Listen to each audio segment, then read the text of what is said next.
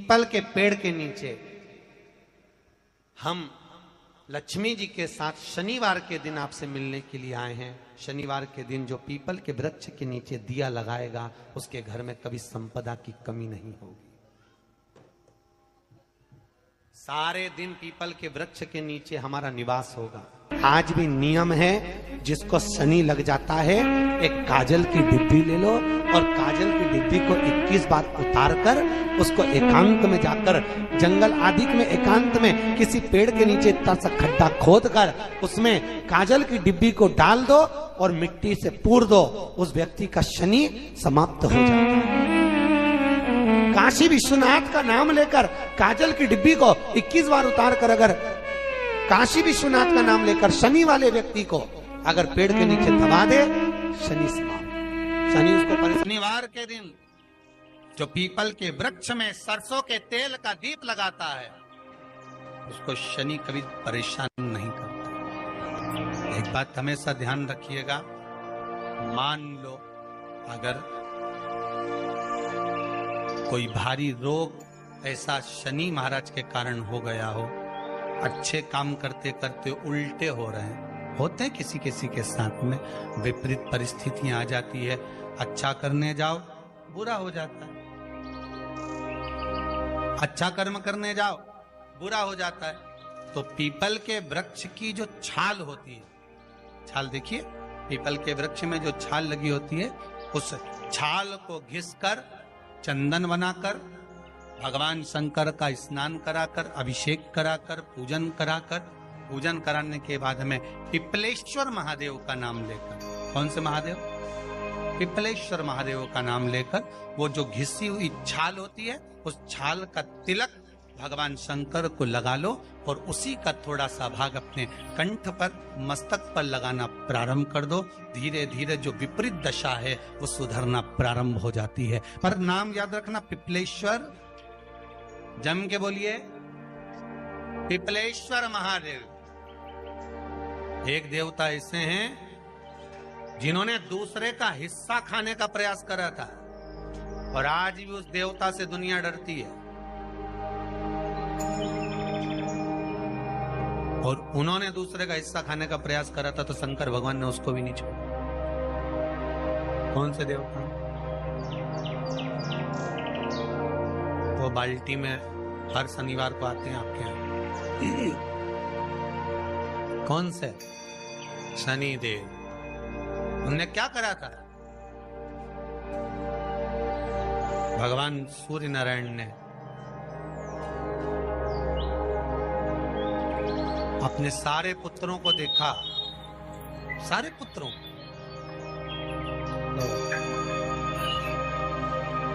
सारे पुत्रों को देखकर आज मेरे सूर्य नारायण भगवान बड़े सुखी, बड़े प्रसन्न।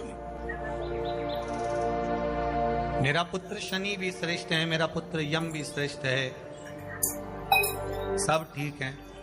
आज भगवान सूर्य देवता ने अपने पुत्रों को बुलाकर कहा, आज मेरा मन कर रहा है कि मैं सारे लोगों का राज्य अपने पुत्रों को बांट दूं, सबको अपना अपना हिस्सा दे दूं।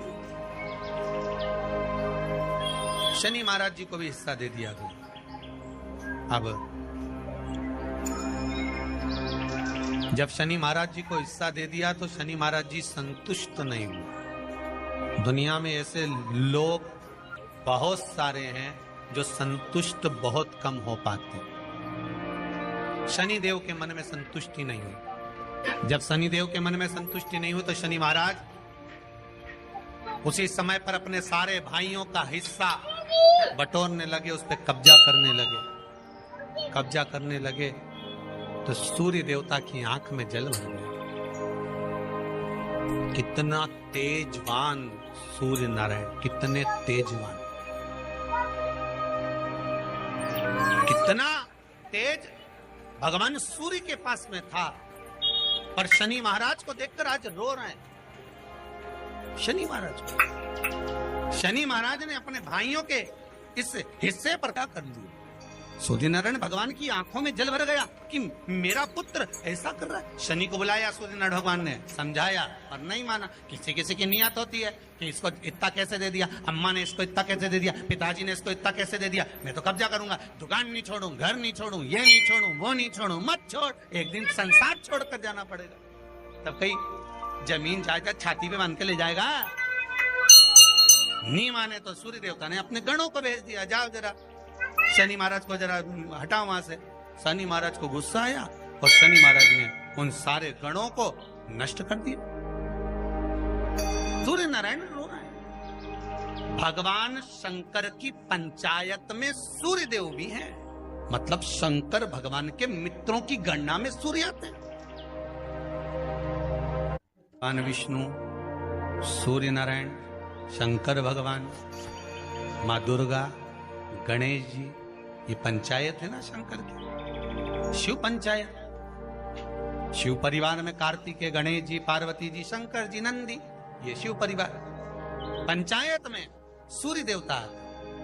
सूर्य नारायण को रोता हुआ देखकर भगवान शंकर को बड़ा दुख है। शिव जी ने पूछ लिया, क्या बात है, आप रो रहे हो? नारायण क्या हो गया? मेरा बेटा मानने को तैयार नहीं है। आप चिंता मत करो, अभी देखता हूं मैं जाकर। और भगवान शंकर ने जाकर तुरंत सूर्य नारायण भगवान के कहने पर शनि देव को जाकर समझाया। इतने में तो शनि देव आग बबूला हो गए। आग बबूला होकर शनि देव ने कहा, ए शिव, आप मुझे जानते नहीं हो? शंकर भगवान ने कहा, क्या जानना है ये बताओ, क्या जानना है ये बताओ। शनि देव कहते हैं, आप मेरी दृष्टि को नहीं जानते। शंकर भगवान ने कहा, तू भी नहीं जानता कि तेरी दृष्टि खराब कैसे हुई। तेरी दृष्टि को श्राप किसका लगा है तुझे नहीं मालूम क्या? शंकर भगवान ने जब समझाना चालू करा कि देख शनि देव, तुम तो कह रहे हो, तुम तो बोल रहे हो कि मेरी दृष्टि नहीं जानते। हम जानते हैं आपकी दृष्टि, मना नहीं है, जाना, पर आप नहीं जानते क्या? शिव जी जानते हैं। शिव जी ने कहा, मैं सब जानता हूं। आपका विवाह करा सूर्य देवता ने, आपकी पत्नी घर में आ गई, आप अपनी पत्नी को देखते तक नहीं थे, इसलिए आपकी धर्म पत्नी ने आपको श्राप दिया कि जिस पति ने मुझ पर दृष्टि नहीं डाली, मेरे वो पति की दृष्टि कुदृष्टि हो जाए, जिस पे डालेगा वो बर्बाद हो जाए। शनि महाराज ने कहा, आप मेरी पत्नी की याद मत दिलाओ। शंकर भगवान बोले, ए शनि, फिर समझा रहा हूं, हिस्सा छोड़ेगा कि नहीं छोड़ेगा? शनि बोले, नहीं छोड़ूंगा। शंकर भगवान ने उठाया, पीपल के पेड़ के नीचे ले गए और पीपल के पेड़ के नीचे शनि महाराज को उल्टा लटका दिया। 19 साल तक शनि महाराज को पीपल के पेड़ के नीचे शंकर जी ने लटका के रखा। अब बोल, 19 वर्ष तक शनि महाराज पीपल के वृक्ष में, पीपल की जड़ पर बंधे रहे, बोले ही नहीं, सीधे टंगे रहे। अब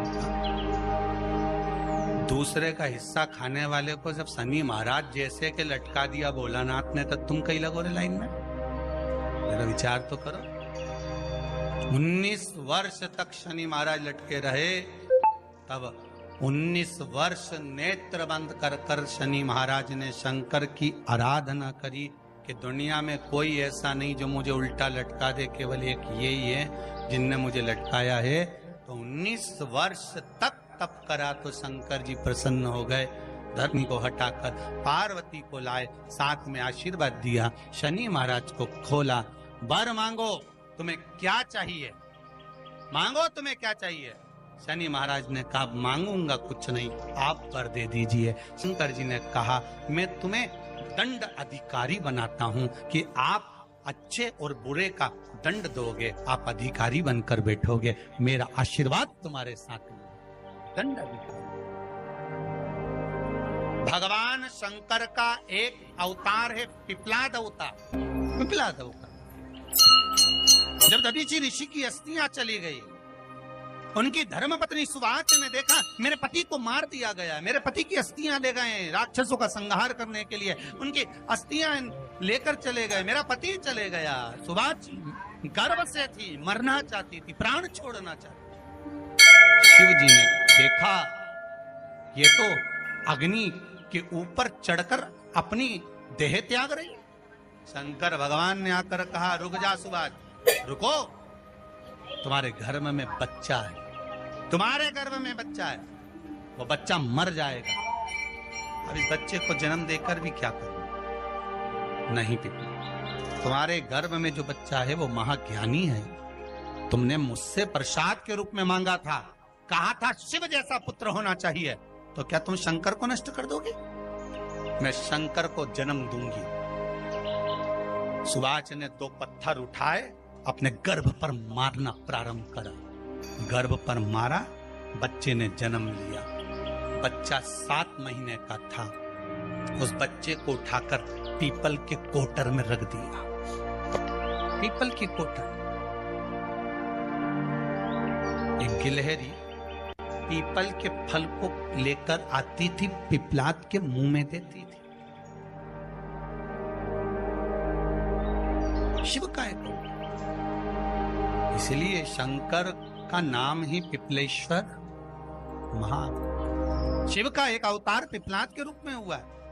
तुम क्यों चिंता करती हो? तुम चिंता मत करो, तुम्हारा पुत्र जन्म दो तुम। और दिया धन सुभाष ने, उसके बाद प्राणों को त्यागा। और उस पीपल के कोटर में अगर भरण पोषण करने वाला कोई था तो वह देवाधिदेव महादेव था। फिर निवेदन करेंगे, माता के गर्भ में बच्चा रहता है, उसका भरण पोषण करने वाला मेरा देवाधिदेव महादेव है।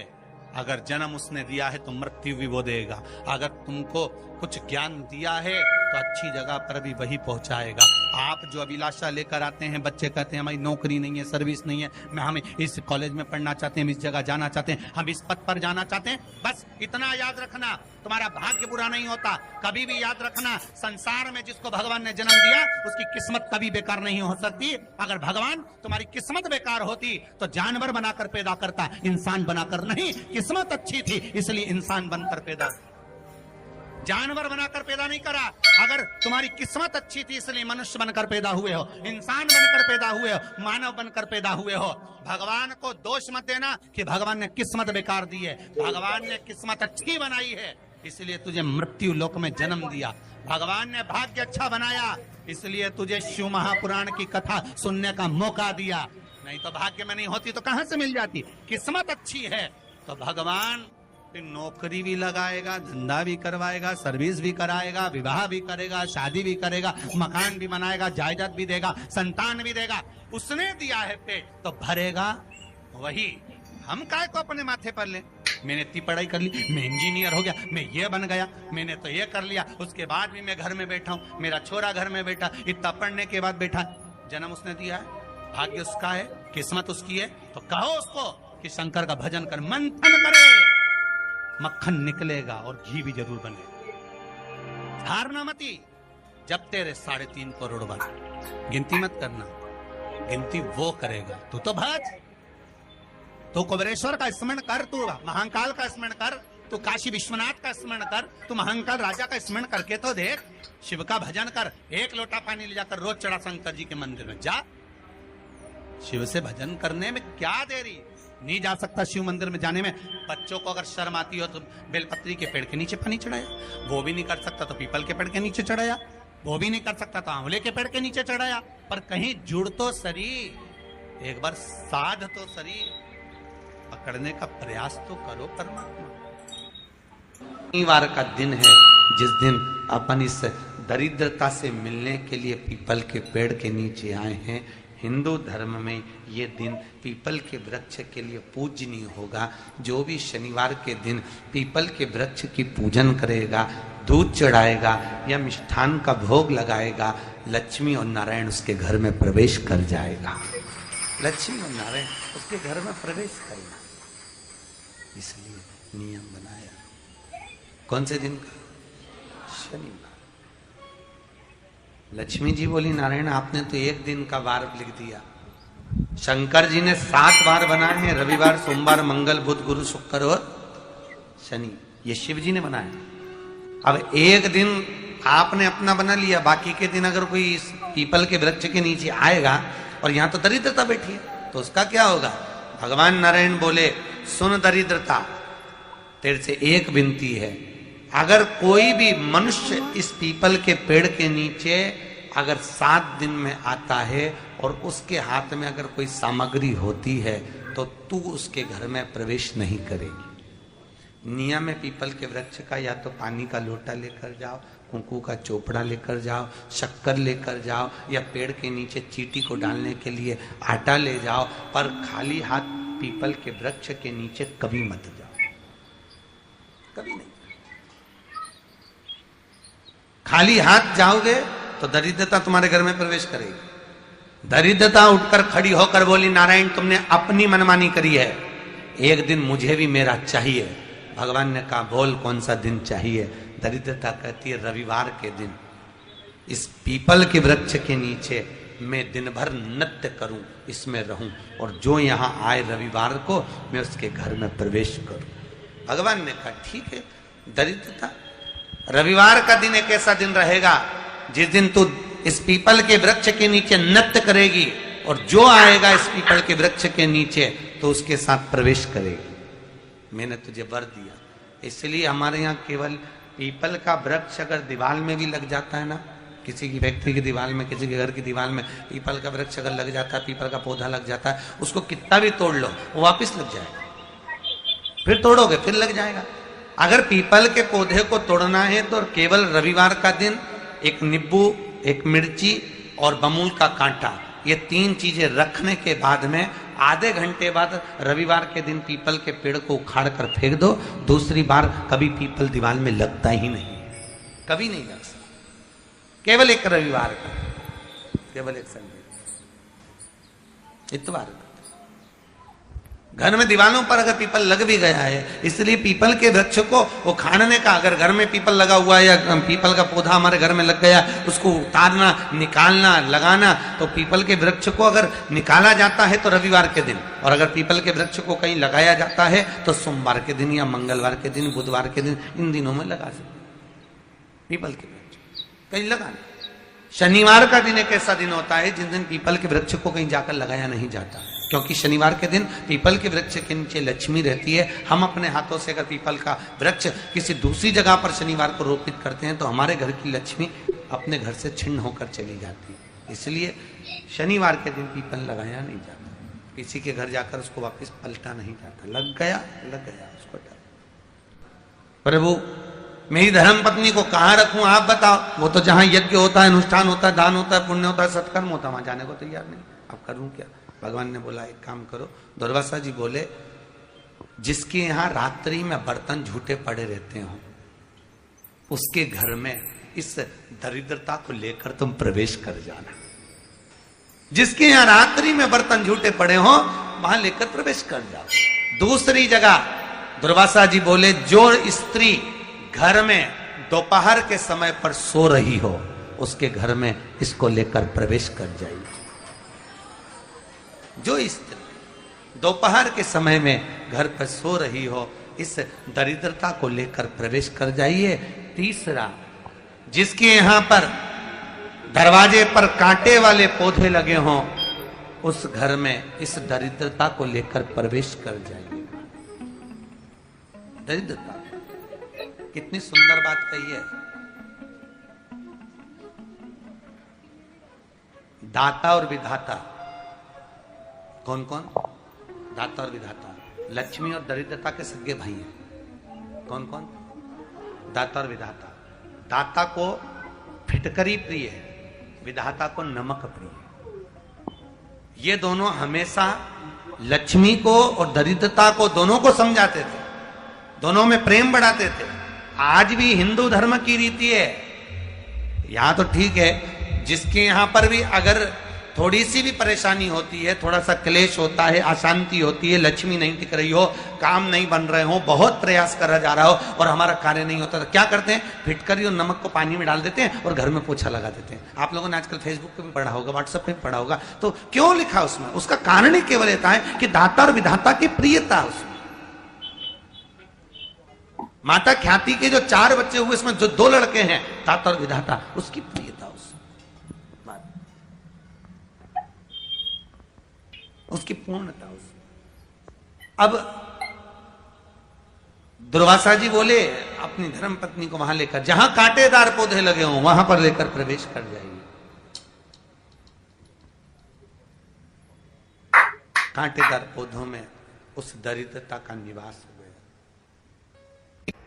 आए जब कष्ट, बहुत कष्ट का जीवन चल रहा हो, बहुत कष्ट की जिंदगी चल रही हो, ध्यान लगाना, अगर कष्ट का जीवन चल रहा हो, तकलीफ की जिंदगी चल रही हो, 5-7 सोमवार, या तो 5 सोमवार या 7 सोमवार, हाथ में दुर्वा, मान लो ये तुमने दुर्वा ले ली, हाथ में दुर्वा, एक बेलपत्र, और उसी हाथ में अपने घर का भरा हुआ 1 लोटा जल। पहले रखना है दुर्वा, फिर रखना है बेलपत्र, उसके बाद में हाथ में 1 लोटा जल, और दोनों हाथों का स्पर्श करते हुए जो अपना पूजन का कक्ष होता है घर के अंदर का, उस पूजन कक्ष की साक्षी में खड़े होकर अपने कुल देवता, पितृ देवता और अन्य देवताओं का स्मरण करते हुए, बाबा बहुत दुखी हूं, बहुत तकलीफ में हूं, बहुत कष्ट में हूं, मेरा परिवार आज दुख तकलीफ में है, मेरा परिवार आज कष्ट में है, दुख में है, कष्ट में है। बाबा को अपने मन का भाव कहते हुए, हृदय से प्रार्थना करते हुए अपने घर के मंदिर से निकलकर फिर उस जल को लेकर शिवालय तक जाओ और दक्षिण की ओर खड़े होकर उत्तर की ओर मुख कर कर जल समर्पित करो। बेलपत्र और दुर्वा दोनों को अशोक सुंदरी वाली जगह पर चढ़ा दो। अशोक सुंदरी की जगह तो सबको मालूम है ना। अशोक सुंदरी वाली जगह पर उस बेलपत्र और दुर्वा को समर्पित कर दो। चढ़ा हुआ थोड़ा सा जल लेकर आओ, घर के दरवाजे पर उसका छींटा दे दो, लेपन कर दो और बाबा से 5 सोमवार नियम से आप दुर्वा, बेलपत्र और जल का प्रयोग अगर करोगे, 5 सोमवार पूर्ण होंगे। जो तुम्हारा दुख है वो समाप्त जरूर होगा। शिव करुणा जरूर, शिव कृपा जरूर। बस इसमें 3 चीजों का स्मरण रखिएगा। 3 चीजों शिव पुराण कर रही है, इसमें 3 चीजों का स्मरण करें। पहले नंबर पर दुर्वा, दूसरे नंबर पर बेलपत्र और तीसरे नंबर पर जब जल चढ़ाकर वापिस आओ तो अपने घर में प्रवेश के पहले देहली पर भगवान शंकर के अपने घर के द्वार पर शिव का नाम लेकर जल का सिंचन। 3 शिव जी की करुणा का गुणगान करने के लिए 3, जब आप तकलीफ में होते हो तो 3, शंकर को जल चढ़ाने वाला 1 लोटा जल चढ़ाने वाले के पास 3 को भगवान शिव अवश्य भेजते हैं। दुख को समाप्त करने से पहले 3 को मेरा शंकर आपके दरवाजे पर जरूर भेजता है। पहले नंबर पर मां आद्य शक्ति दुर्गा को आपकी पड़ोसन के रूप में, आपके रिश्तेदार के रूप में, आपके कुटुंबी के रूप में, आपके संबंधियों के रूप में, किसी ना किसी के रूप में आपके पास भेजकर बोलेंगे, क्यों घबराती हो, क्यों चिंता करती हो, क्यों टेंशन लेती हो। मैंने सुना है कथा में बाबा ने ये बताया था, एक काम कर, 1 बेलपत्र 1 दुर्वा लेकर जा। बताएगी, आएगी, बैठेगी, सुंदर, उस दिन उसका चेहरा देखोगे आप तो आपको लगेगा ये मेरी पड़ोसन नहीं हो सकती। उसका चेहरा देखोगे तो आपको लगेगा ये मेरी देवरानी नहीं, ये मेरी जेठानी नहीं, ये मेरी ननंद नहीं, ये मेरा रिश्तेदार नहीं। आज इसका चेहरा कुछ और बोल रहा होगा होगी, तब कोई तुम्हारे कहेगा, धीरे से सामने नहीं आएगा तो सुंदर स्वरूप धारण कर कर स्वप्न में आकर कहेगा। ऐसा लगेगा कोई तुम्हें जगा कर कह रहा है कि तू घबराना मती, तू ये कर लेना। समझ, धीरे से सामने नहीं आएगा तो सुंदर स्वरूप धारण कर कर स्वप्न में आकर कहेगा। ऐसा लगेगा कोई तुम्हें जगा कर कह रहा है कि तू घबराना मती, तू ये कर लेना। समझ लेना मेरे बाबा ने अपनी अर्धांगिनी पार्वती को तुम्हारे पास भेज दिया, मेरे शिव ने अपनी पत्नी को तुम्हारे पास भेज दिया, अपनी अर्धांगिनी को। दूसरे नंबर पर मेरे भोले बाबा, मेरे शंकर, मेरे त्रिकालदर्शी, मेरे करुणा सागर, मेरे शंकर दूसरे नंबर पर अपने गण भृंगी को भेज देते। शिव जी के गण श्रृंगी और भृंगी का कर्म क्या? श्रृंगी शिव से दूर नहीं होता और भृंगी शिव जी की आज्ञा पाकर शंकर के भक्त के पास जाकर बैठता है। शिव जी अपने दूसरे पात्र को भेजते हैं भृंगी को। भृंगी दूसरे नंबर पर जाता है। उसका काम क्या है? भृंगी का कर्म क्या है? तो कहा भृंगी कभी भी सामने अपने प्रतिबिंब से नहीं आता, किसी का स्वरूप धर कर नहीं आता। भृंगी आपके हृदय में आकर भीतर से बोलने का प्रयास करता है। ये काम गलत हो रहा है, इसको रोक ले। तेरा मन से अंदर से बोलने का प्रयास करेगा, एक काम कर, तू वहां चले जाए, ऐसा हो सकता है, तू ऐसा कर ले, तू वैसा कर ले। वो बताने का प्रयास करेगा, वो आपको ले जाने का प्रयास करेगा, उस तक ले जाने का प्रयास करेगा कि ये कर्म कर, ये कर्म।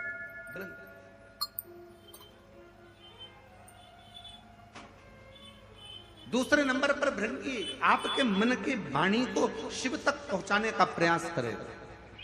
और तीसरे नंबर पर भगवान शंकर अपने भक्त का दुख हरने से पहले तीसरे नंबर पर भेज देते हैं अपने नंदीश्वर को, अपने नंदी गण को। मेरे शिव भेजते हैं। नंदी का काम क्या है? जैसे ही नंदी आता है, कोई व्यक्ति के रूप में, किसी रूप में, किसी फोन के रूप में, किसी कॉल के रूप में, किसी पत्र के रूप में, किसी मैसेज के रूप में, जब नंदी तुम्हारे घर में प्रवेश करता है तब वो तुम्हारे रास्ते को क्लीन कर देता है, रास्ते को साफ कर देता है, उसको मार्ग प्रशस्त कर देता है। आप दिल से उससे कहो, जहां तार न जुड़े। कई कई जगह कहे ना, अभी हमने कहा कि हमारे बच्चे कहे यहाँ पर सिग्नल मिल रहा है, कोई कहे वहां सिग्नल मिल रहा है। अगर सारी दुनिया से हार गए तो फिर एक जगह पर जाकर सिग्नल मिलाना। एक बार शिव महापुराण की कथा में पहुंचकर बाबा देवादिदेव महादेव से अपने मन की बात कहकर कभी योग बन जाए तो उस कथा में आसन बिछाकर जमीन पर अपना आसन डालकर ये नहीं सोचना कि मैं वीआईपी कितनी हूं, मुझे कहां बैठना चाहिए, कहां रहना चाहिए। एक बार उस पवित्र प्रांगण में जहां बाबा की कथा हो रही हो, जहां बाबा कुबेर भंडारी का आनंदमय कथा कर तत्व ग्रहण करने को मिल जाए, वहीं पर रात्रि विश्राम कर कर बाबा से अपने दिल की बात कहकर अपने मन की बात जरूर कहना। ये निश्चित है मेरे बाबा से तुम्हारा सिग्नल जरूर मिलेगा और शिव आपकी बात को स्वीकार करेगा, शिव सुनेगा। भगवान देवादिदेव महादेव को जल चढ़ाते हैं, उसके 5 अलग अलग तरीके हैं। बहुत सावधानी से सुनना कथा, आपकी और हमारी जिंदगी की सार्थकता को सिद्ध करने वाली कथा। आज पंजाब की इस पवित्र भूमि पर अगर यह प्रसंग निकला है तो इसको आप अगर सुनेंगे तो आपका जीवन सार्थक होगा। शिव जी को 5 तरह से जल चढ़ाने का तरीका है। जैसे पंचामृत होता है, दूध, दही, शहद, घी, शक्कर, ये सब पंचामृत के अंतर्गत आते हैं। उसी तरह शंकर जी को 5 तरह से जल चढ़ाने का क्रम वर्णित किया गया। अब उसको समझेंगे, बहुत सावधानी से समझिएगा। पहला, जल लेकर आए, सीधे डायरेक्ट शंकर भगवान के शिवलिंग पर चढ़ा दिया। ये प्रथम जल का चढ़ाने का तरीका। दूसरा, जहां से पानी बहकर जाता है, जहां से जल बहकर जा रहा है, उसके ठीक विपरीत जल उत्तर में जा रहा है, आप दक्षिण में खड़े होंगे और दक्षिण में खड़े होकर उत्तर की ओर मुख करेंगे और शिव जी को जल समर्पित करेंगे। ये रोग मुक्ति करने वाला है और हमारे रोग पर हमें विजय प्रदान करने वाला। ये जल चढ़ाने का तरीका। एक सीधे मंदिर में गए, लोटा भर कर जल उठाया, शिव जी को चढ़ा दिया। दूसरा जल जहां से पानी बहता है, शिव जी का चढ़ा हुआ जल जहां से बहकर जाता है, उसके ठीक विपरीत में शिव जी का जल इधर जा रहा है तो तुम यहां खड़े हो, तुम यहां बैठो, यहां मत बैठना, यहां मत बैठना, इधर बैठो। अगर रोग का निवारण है तो यहां बैठकर। तीसरा, अशोक सुंदरी से जल चढ़ाते चढ़ाते शिवलिंग तक लेकर जाना और शंकर भगवान के शिवलिंग पर पूर्ण जल समर्पित करना। ये तीसरा तरीका, ये कार्य की सिद्धता के लिए। हम जब किसी से आस ना लगाकर परमात्मा से विनती करते हैं तो वो विनती करने का तरीका। तीसरा। चौथा, शिव जी पे चढ़ा हुआ जल 5 जगह पर समर्पित करना। गणेश जी, कार्तिकेय, अशोक सुंदरी, शिवलिंग और जलाधारी। ये चौथा क्रम है। जब जिस नारी का, जैसे मेरा नाम मोनिका है, मेरे पति का नाम संजय सिंह है, मैं दिल्ली स्वरूप नगर के निवासी हूं, मेरा फोन नंबर ये है। कहीं बैठी हैं? मैं बाबू को लाए हैं क्या? नहीं लाए? ठीक है, मैं प्रणाम करने के लिए लाई हूं। गुरुदेव, बाबा बाबा। बैठिए बहन। शिव तत्व है। एक जल चढ़ाने का तरीका, शिव जी को हम जो जल चढ़ाते हैं उसका एक तरीका भी हमारी जिंदगी में अगर हमने उसको स्मरण में रख लिया तो हमारी कार्य की सिद्धता को सिद्ध कर देता है, हमें सफलता की ओर लेकर चले जाता है। सीधे जल चढ़ाना, दक्षिण में बैठकर उत्तर की ओर मुख कर कर जल चढ़ाना, अशोक सुंदरी से लेकर शिवलिंग तक जल चढ़ाना, 5 स्थान पर गणेश, कार्तिकेय, अशोक सुंदरी, जलाधारी, शिवलिंग पर जल चढ़ाना 5 स्थान पर। ये चौथे नंबर का। और 5वां जल समर्पित करना।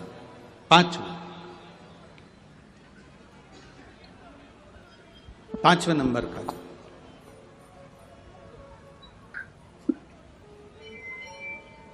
शिव जी को 5वें नंबर का जो जल आता है, जो जलाधारी है, ऊपर जिसमें पानी भरा रहता है और नीचे एक एक बूंद टपकता रहता है। जलाधारी में जल समर्पित कर कर उसी जल को बचाकर अशोक सुंदरी वाली जगह पर थोड़ा सा चढ़ाकर उसी में से जल शिवलिंग पर जब हम समर्पित करते हैं तो हम जिस कार्य के लिए जा रहे हैं वो कार्य